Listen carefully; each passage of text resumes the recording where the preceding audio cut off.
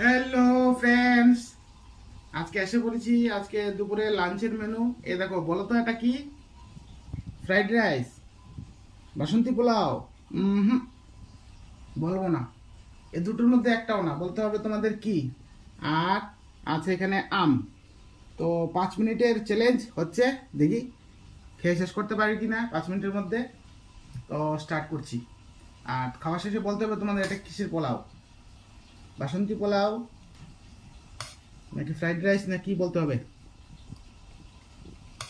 হুম